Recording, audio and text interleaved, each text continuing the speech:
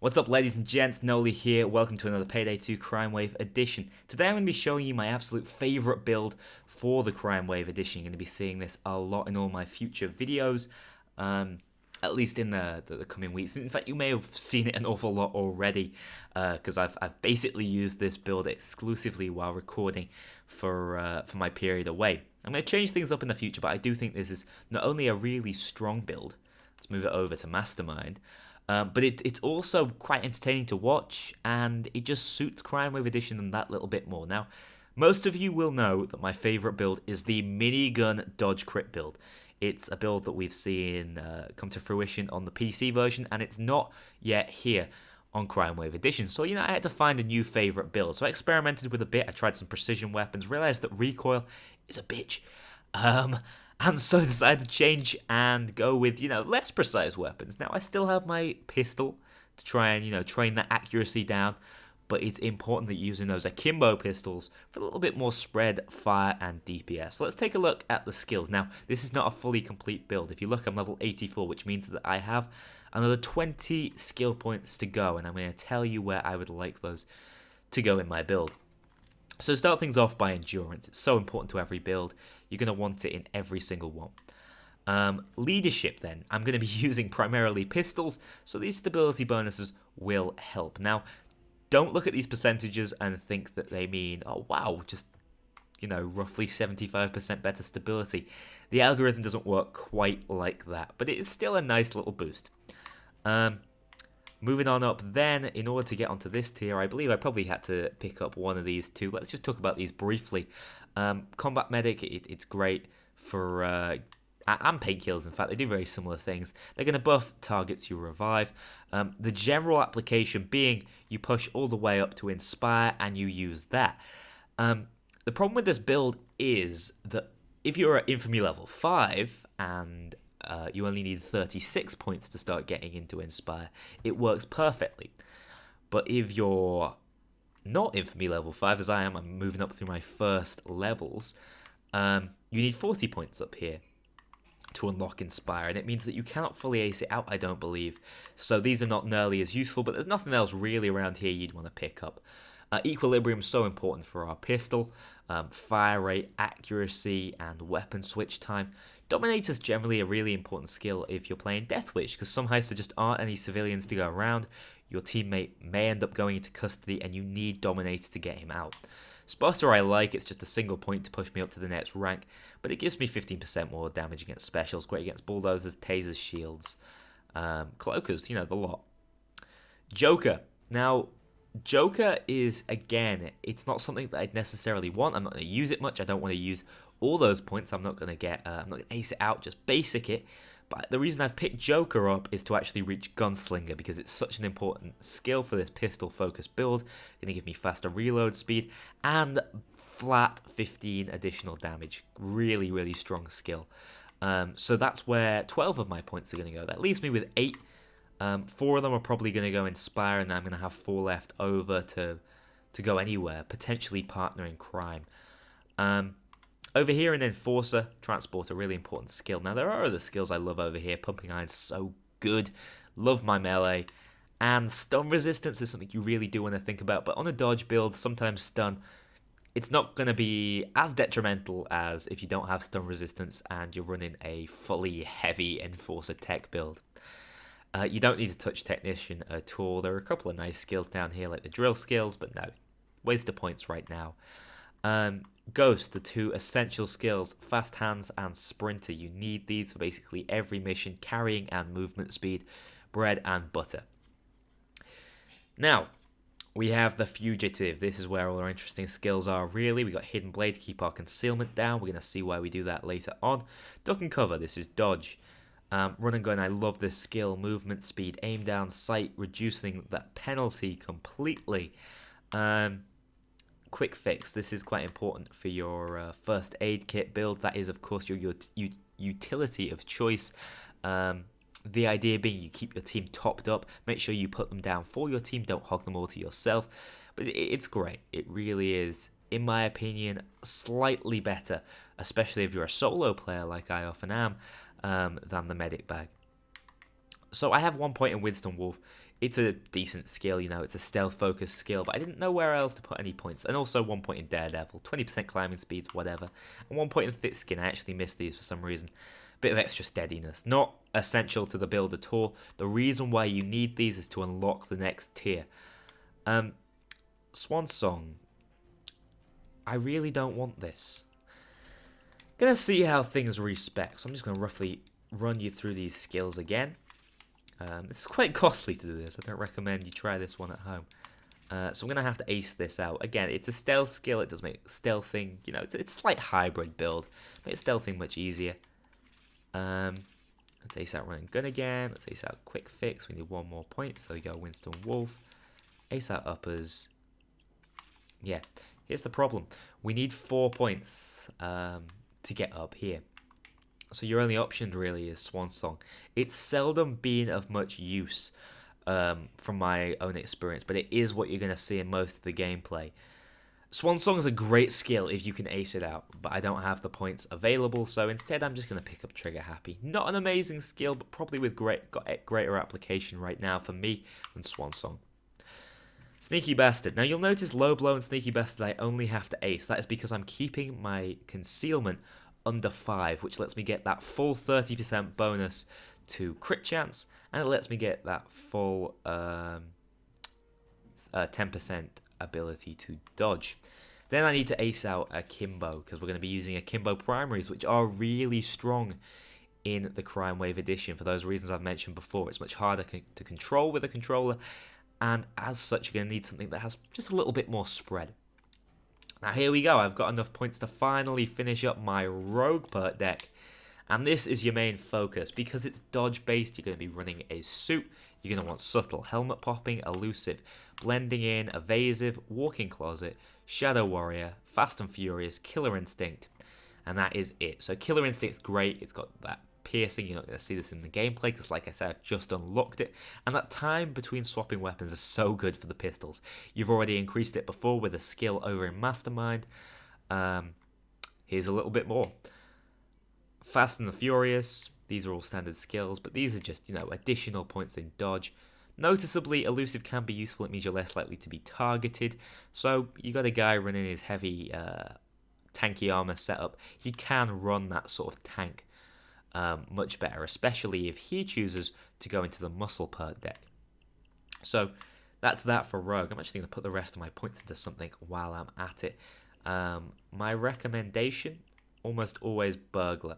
Simply because Burglar is the only perk deck for stealth, and so you're going to want it as well, just because it will help you out on your stealth missions. So start putting points in here. Do remember, with future updates, there will be future perk decks if you want to save your perk deck points. So that's the build. Those are the skills. More importantly, we have the weapons. We do not want to have the Commando equipped. The reason it's unequipped, the Akimbo Baronettis, is because I lost my Akimbo skill briefly. Let's take a look at this. You're going to want the Flash Hider if you ask me. There are other decent options. You want to go for a bit more accuracy, you can have the Compensator. Generally, I don't mind. I think the damage is more important on this one. Gadget. I actually find that the Akimbo weapons benefit most from lasers. Generally, I think lasers are pretty meh, but because you don't have a proper aim down sight, apologies to the man inviting me, I am actually just finishing my play session.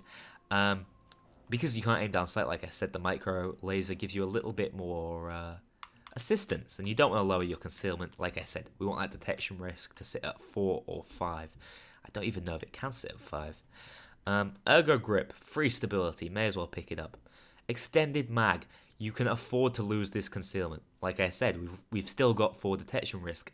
Those 24 bullets are so important.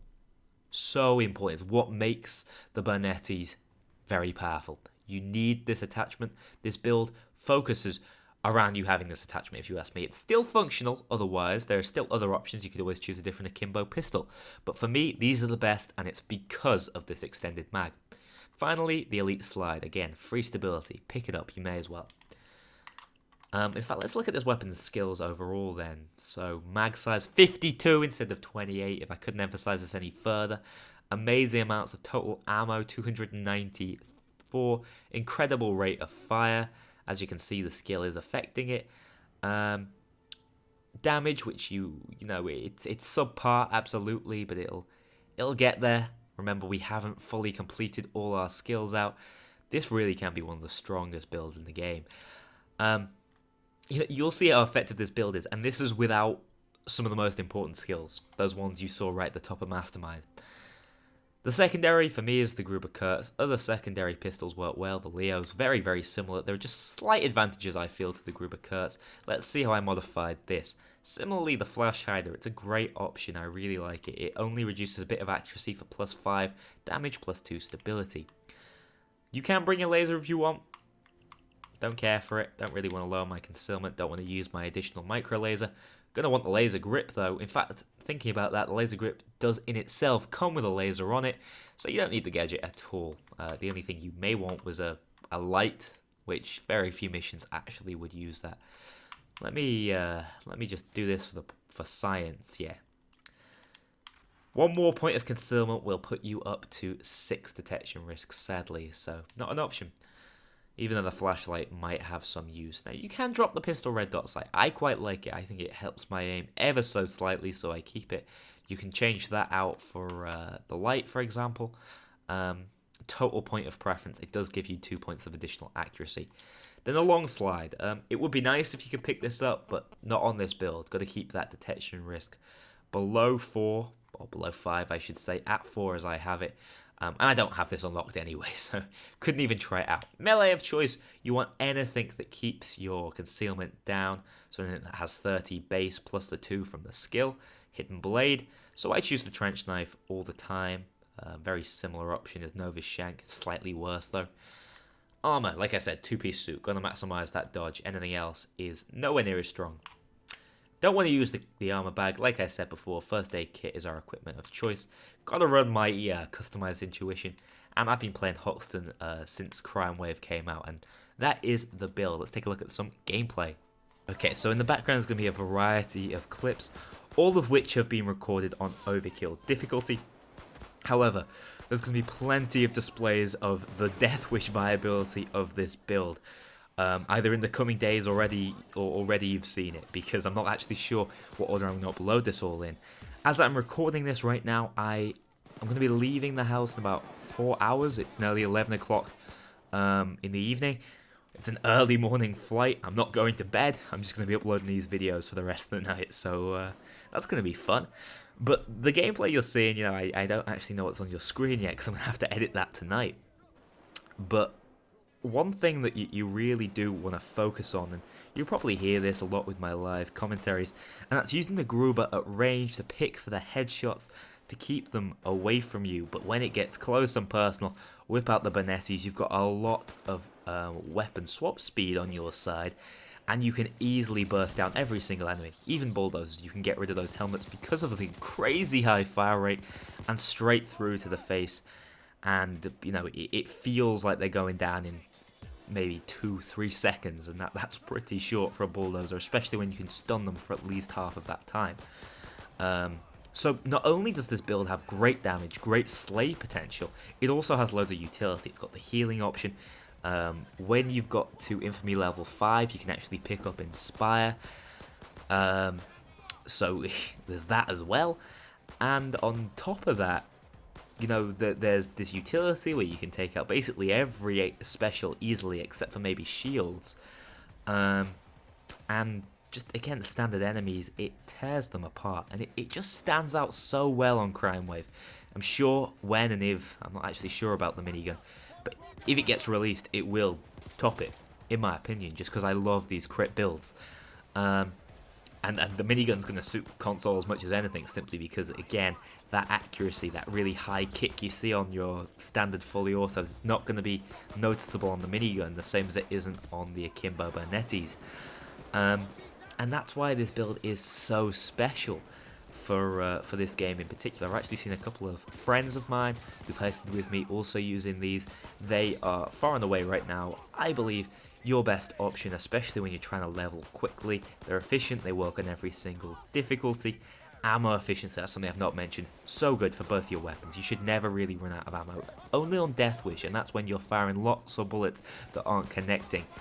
And that's when you've not got all the damage perks. You know, I've not actually played with the damage skills from Mastermind yet. When I've got them, it'll be a completely different story. The build will become even stronger.